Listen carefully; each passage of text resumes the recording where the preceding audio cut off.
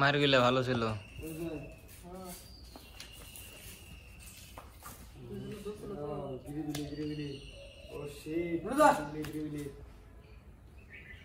তোমরা একটু আগে আসো আস্তে আস্তে, তোমরা একটু আগে আসো আস্তে আস্তে আস্তে আস্তে আগে আসো। বাসায় থাক, সমস্যা নাই।